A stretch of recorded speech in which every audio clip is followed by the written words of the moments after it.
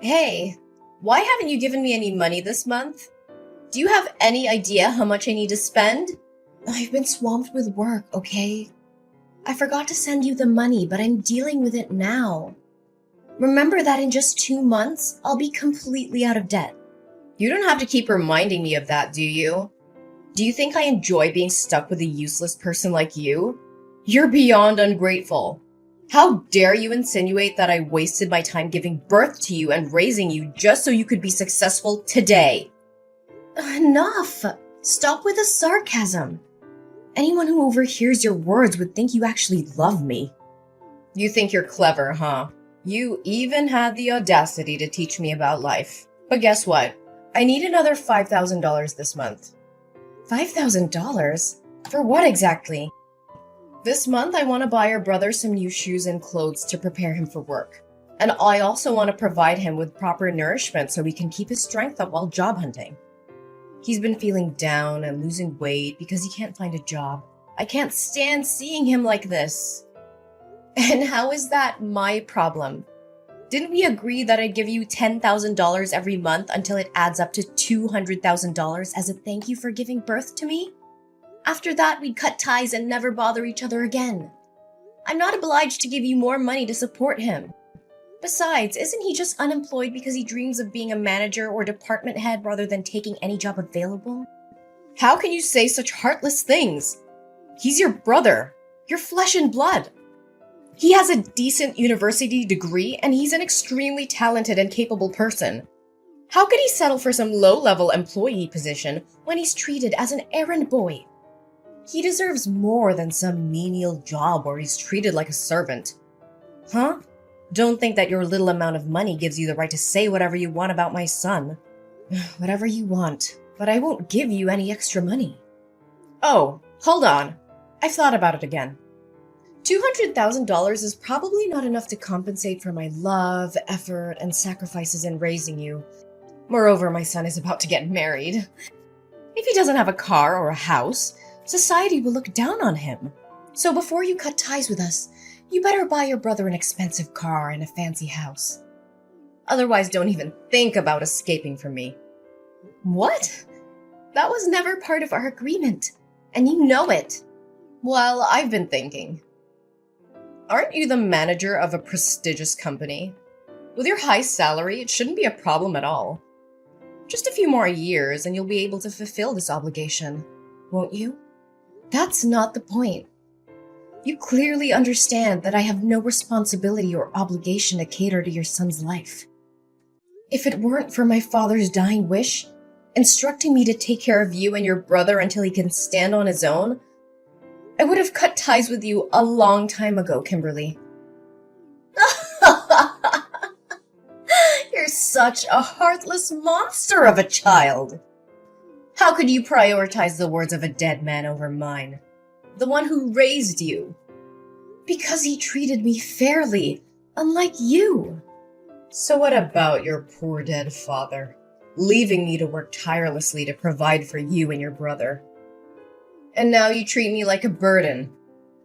Kim, don't you feel any shame when you claim to have taken care of me?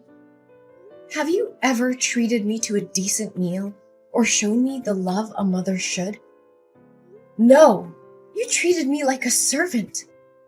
Don't forget how cruelly you treated me.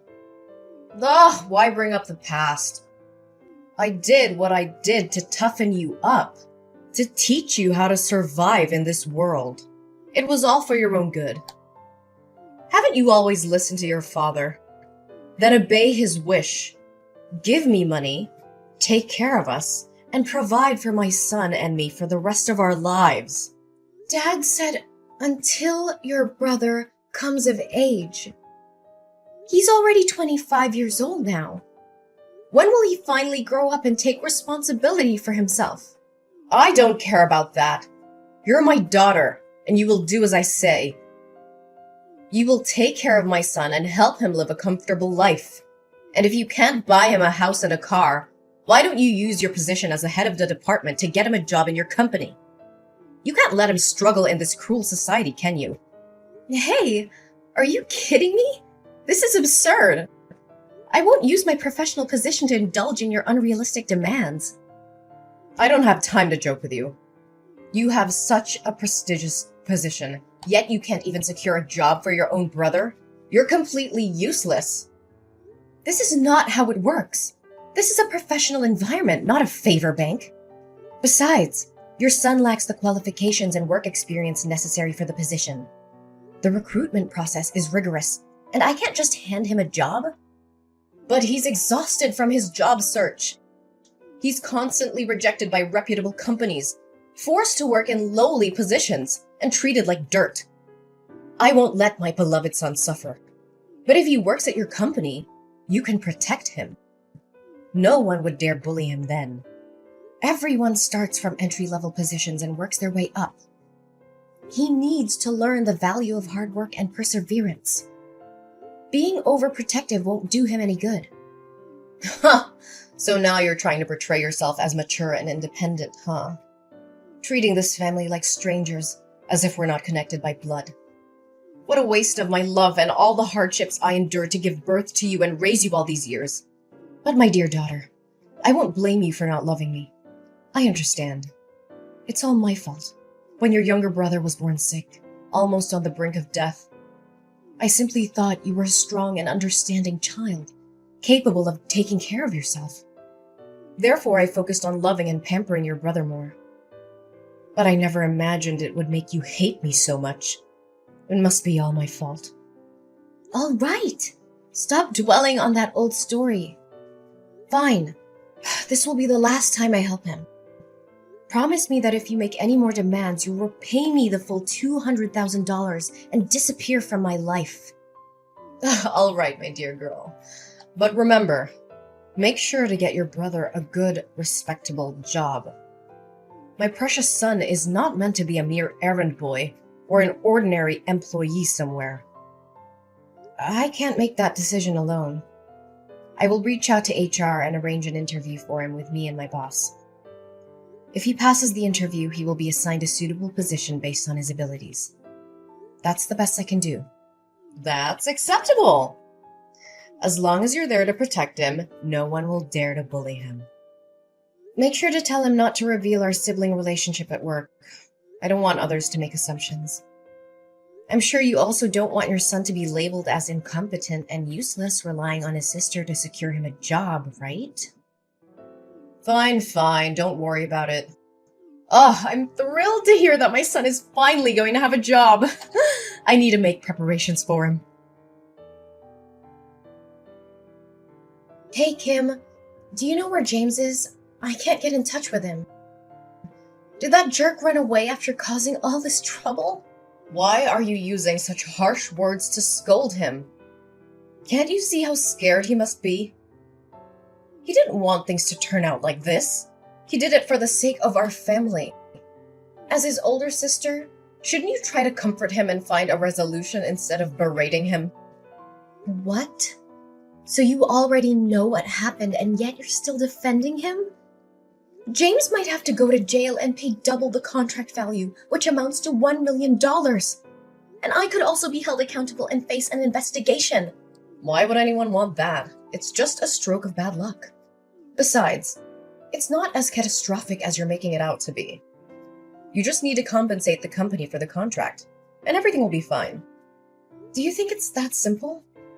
James colluded with the construction material suppliers, replacing the materials my company purchased with cheaper, lower quality ones and pocketing the price difference. He was in charge of procuring materials for this construction project. If it weren't for a surprise inspection conducted by the corporation today, it would have been difficult to uncover his deceit because he always knew my inspection schedule and could easily prepare in advance. Do you realize that building a structure with substandard materials can lead to serious incidents and damage my company's reputation like this? He didn't do it on purpose, did he? He was lured into this by the sales side. Unfortunately, he got caught. You know he lacks experience in work and life, so it's understandable that he made a small mistake. Just a small mistake? The company has already involved lawyers and the police. Can you still defend him? Do you realize that this could result in up to 10 years of imprisonment? The police are already investigating, and James won't be able to escape the consequences. He directly signed the receipt for the fraudulent goods, and the supplier admitted to the fraud as well. Not only will he have to go to jail, but I'll also have to take responsibility for this mess. Tell me where he is. He needs to face the consequences of his actions. Enough! It has come to this point, and you have to find a solution instead of placing all the blame on your brother like that. What other solution do you propose? The only way now is for James to turn himself in and accept the consequences of his actions. But remember, this is his responsibility, and I won't beg for him. Ariana, my dear daughter, I know you love your brother and me. You've always done everything for our family, right? But I'm running out of options. It's beyond my capability to fix this. Actually, there is still one way. Since you're James's boss, if you take the blame for this, the severity of the crime will be lessened for him, right? What are you suggesting? I mean, if you collude with the seller, steal money for materials, and then manipulate the orders to make James unknowingly become an accomplice, your crime will be seen as less serious. I think your sentence could be reduced by half. So you would only have to go to jail for 5 years, and my son would only need to pay a fine. What? Are you asking me to plead guilty for James and go to jail on his behalf? Exactly. He's your brother, and it's only natural for you to help him. Besides, what's the harm? What's the harm? My goodness. My only mistake was placing my trust in the wrong place. I never thought that no matter how flawed you both are, you would dare to engage in illegal activities or harm the company. I was foolish to believe that James could change for the better. Don't blame my son and speak of him as if he's useless and incompetent. Everything is your fault. In terms of work, you haven't been strict enough in managing your subordinates, allowing such exchanges of materials to happen. In terms of family, as the older sister, you couldn't even provide a house or a car for your younger brother, forcing him to struggle with a meager salary. And because of his low income, he can never afford a house. So I suggest he find a quicker way to earn more money. So, all of this is your fault, and now you have to take responsibility for it. What? What did you just say? Are you the one who instigated James to do these despicable things? How could you?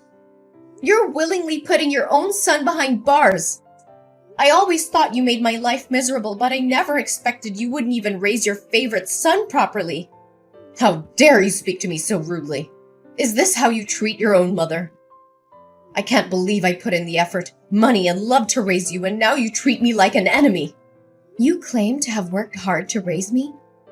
Let me remind you, it was you who forced me to drop out of college to work and earn money to support your son's education. You said that girls would never be as successful as boys, and that I would end up getting married and becoming a stranger. So there was no need for further education. Do you remember how I had to beg and plead with you to let me continue my studies and take up part-time jobs in the afternoons? And even night shifts, just to pay for my own education and support your son? And whose fault was that? It was your father who said you should take care of us instead of him, right? You're such a weirdo.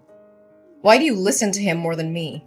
While you always favored your son, saving the best for him, buying new toys and giving him whatever he wanted, I had to make do with hand-me-downs from my cousin or items I picked up from charity boxes. I always had to eat the leftovers after your son finished his meal, and I spent my days doing household chores. Thankfully, I had a father who loved me, but he didn't have much money and was constantly oppressed by you. All he could do was comfort me and buy me ice cream whenever he saw me unhappy. Oh, don't say that. I still love you. I always think of you, care about you, and worry about you. So let me ask you this question. If you can answer it correctly, I will plead guilty for James as you wish. Fine. Ask away. I'll answer whatever it is. What day is my birthday? What kind of question is that? Do you think I don't remember your birthday? I am your mother. The one who gave birth to you. Then don't take too long to answer. September 6th, right? That's James's birthday. I meant October 15th. Yes, I'm absolutely sure. That's your birthday. Oh, well, then it must be... Stop it! I know you don't remember anything about me. It doesn't matter. I've made up my mind. You have to plead guilty for James. You're just a girl. You'll get married and become a stranger to me, and even if you go to jail, it won't matter. But James is different. He's a boy, and he will be the one to take care of me when I'm old. He needs a bright future, a successful career, and a clean record. He can't go to prison. You can stop with your nonsense now. Do you remember our deal? What deal are you talking about? If you ask me to do anything more than finding James a job, then all previous agreements, including the $200,000, will have to be returned to me. And we will cut ties immediately. Furthermore, you and James will have to move out of my house. So what? What are you gonna do, huh? I have no money to repay you, and I won't leave this house. You have no right to kick me out. I will make a scene and show everyone what an ungrateful, disobedient daughter you are. Oh, I haven't revealed everything yet. Of course I won't demand the money back because both you and James will have to earn another $1 million to compensate my company. And as for leaving the house, I won't be the one to ask you to leave. I'll leave it to the police. You can sit there and wait comfortably because the police will come to pick you up. What? Why are the police involved in this? Do you remember when you accidentally confessed that you instigated James to steal money from my company? Well, coincidentally, the police entered my room at that moment to request cooperation in their investigation, and I conveniently let them read the entire conversation. So, Kimberly, what am I supposed to do now? I can't plead guilty for your son, whether you like it or not. But here's some good news for you. You'll be able to accompany James in jail and not have to worry about accommodation and food for the next... let's say at least 5 years. How dare you betray your own mother? Ariana, you can't do this to me! But we already cut ties. No. It's much deeper than that, Kimberly. From this moment forward, I declare that you are no longer my mother. I refuse to be associated with someone who is willing to sacrifice ethics, integrity, and the well-being of others for personal gain. Our DNA may be the same, but our values and principles couldn't be more different. How can you say such things? We're family, Ariana. You can't just disown me like that. Family is supposed to be a source of love, support, and trust. But you've shown time and time again that you're willing to betray those ideals. I won't allow myself to be dragged down by your immoral actions any longer. I choose to surround myself with people who uplift and inspire me, not those who bring me down. Ariana, please, I'm begging you to help me. I know I've made terrible mistakes, but I genuinely love you more than anyone, even more than James. You're my daughter, and my heart aches at the thought of losing you. Begging for help now, Kimberly? After all that's happened? It's quite ironic that you claim to love me more than James. Your words hold no weight when your actions have shown a different story. Ariana, please, I'm begging you to listen. I know I've made mistakes, but deep down, my love for you has always been greater than anything. Please, Ariana, I'm on my knees begging you. Don't turn your back on me. You're my daughter, my flesh and blood. Kimberly, love is not a bargaining chip or a means to escape the consequences of your actions. I need to prioritize my own well-being and the well-being of others. I'm sorry, but I can't be the one to save you from this. It's time for me to move forward without you. So here's how things turned out in the end. Kimberly and James, well, they didn't get off easy. The judge threw the book at them and sentenced them to a solid stretch in jail. James got slapped with a 10-year sentence, while his dear old mom, Kimberly, got a solid 8 years. Ouch. As for me, well, I managed to dodge that bullet. The investigation cleared my name, and I was found innocent of any involvement in their shady schemes.